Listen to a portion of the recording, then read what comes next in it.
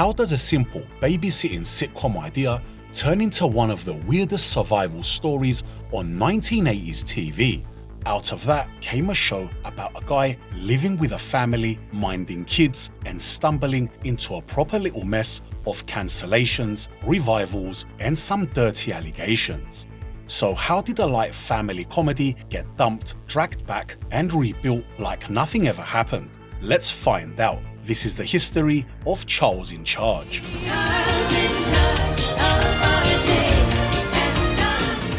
It was 1984 when Michael Jacobs and Barbara Weisberg had a strange idea. What if they gave a man a job that at the time was mostly seen as a job for women? Out of that came a series about a guy who moves into a family's home as their bloody babysitter, with the focus of it on family aggro, household madness, and the young bloke trying not to get swallowed up by the whole lot. From there, they needed some big guns to get the show moving. So they brought in Al Burton, who had worked on Different Strokes, to help develop the idea through his own production company in collaboration with Universal Television.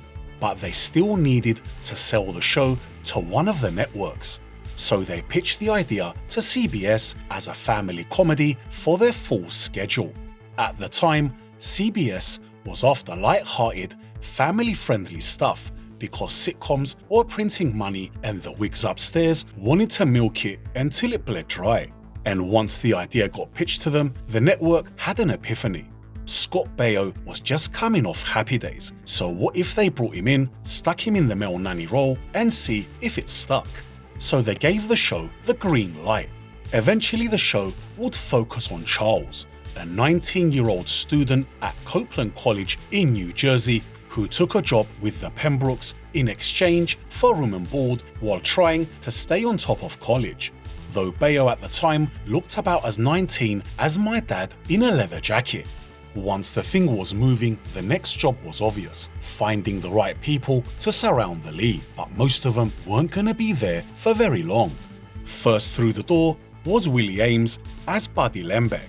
He was already known from 8 Is Enough, and more importantly, him and Scott Baio already starred in a movie back in 1982 called Zapped.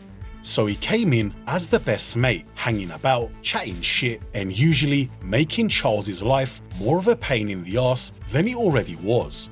From there, the focus turned to the Pembrokes. James Widows got Stan, and Julie Cobb took Jill, the couple who hired Charles in the first place. Then came their kids. April Lerman came in as Lila, Jonathan Wald got Douglas, and Michael Perlman took Jason. With the house now full, Charles had 3 different sources of grief to deal with every week. So with the main lot in place, the series had its cast, but whether the thing would work was a total different story. Charles, stay in charge for 1 hour, 2 half hours, 60 minutes, 3,600. When the show finally hit CBS in 1984, it was placed on Wednesday nights opposite The Fall Guy. And the response was mixed right from the off. Some of the whining critics were alright with Scott Baio, but most of those idiots tore into the writing like it was shakier than a dog taking a crap. On the rating side of things, it was an absolute disaster, and the network put it on hold at the end of February 1985. They eventually showed the remaining couple of episodes in March and April, and that was basically that. CBS looked at the numbers, looked at the rest of its lineup, and decided this one was just not worth the hassle dragging it any further.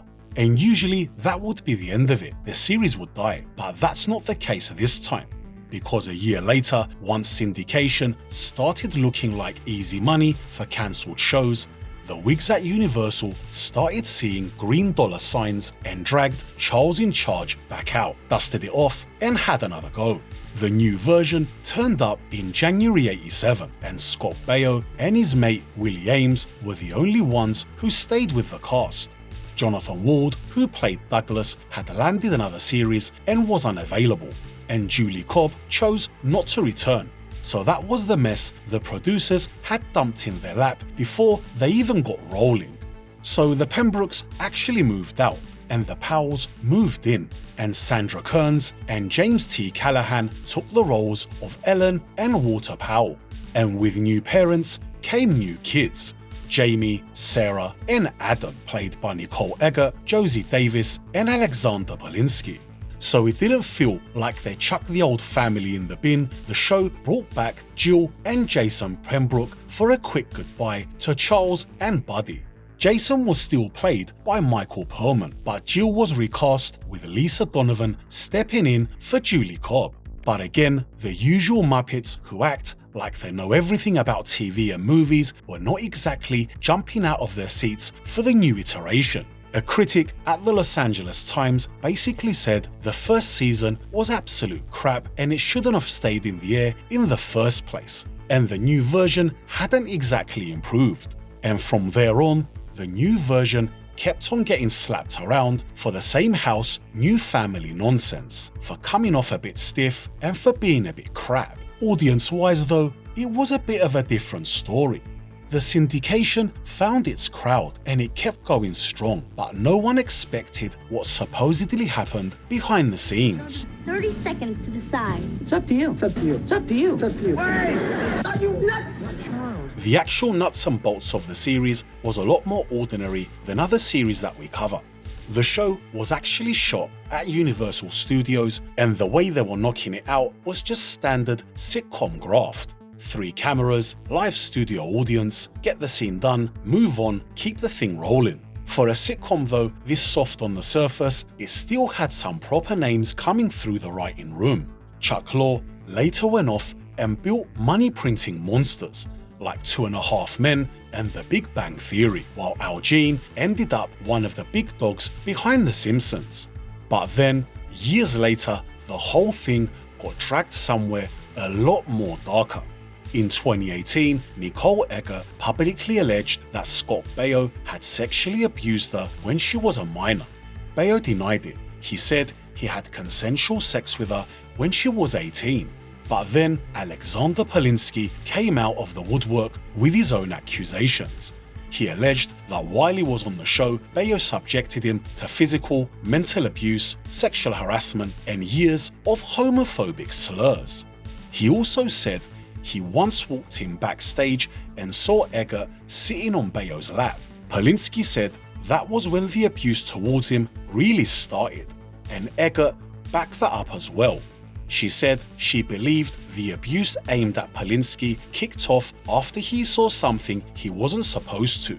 But on the other hand, Baio kept denying the lot, and later said he had taken 5 polygraph tests and passed them all with 100%. He announced this at a live press conference, which can be seen here on YouTube. He basically said the pair of them were out to stitch him up, wreck his life, and drag his family through the mud.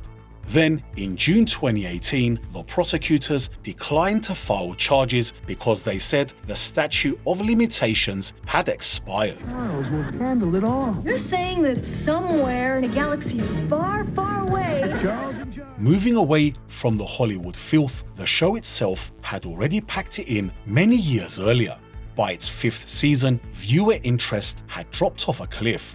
Scott Baio was already looking toward other work, and the people behind the show decided to pull the plug. This time though, there was no resurrection, and the cancellation didn't get much of a reaction from its fans. So the last season ran its course and did its 26 episodes, and that was that for Charles in Charge. By then, it had scraped its way to 126 episodes, which is not bad for something that had got binned once, dragged back, patched up, and still kept itself going for years. After the show wrapped up, the show didn't just vanish. It kept turning up in reruns and drifting around as one of those sitcoms people remembered from the late 80s and early 90s. Not bad for a cheap little sitcom, because it proved a cancelled network series could still have legs once syndication got hold of it. Not on Baywatch levels, of course, because the Hoff turned that thing into an absolute goldmine, but it came out of the same basic racket. And a few years later, of course, it found its way back in home media. The first season dropped on DVD in 2006, and the remaining seasons followed between 2007 and 2009. Now, as of making this video, there's not been a Blu-ray release. Now, for fans who want to add the series to their collection, I've added a link in the description below, and there should also be a card popping up on screen to help you check it out. Sadly though, the legacy of the show didn't stay clean. Once the allegations against Scott Baio came out, the whole thing took a dark turn. After that, the show was not just a strange syndication survivor, it was also a show with a nasty shadow hanging over it. Now, as for my own take on it, I thought the show was alright. It was one of those series that had a simple idea, a decent cast that seemed to know what they were doing, and it had that odd little 80s touch where something a bit crap can still get away with it. At the end of the day though, it's one of those shows that's easy to watch even when bits of it get cheesy or a bit forced. And we're not done yet. Next time, we take a look at another forgotten classic. Until then, if you haven't done already, why don't you check out our previous episode on the Tales of the Gold Monkey.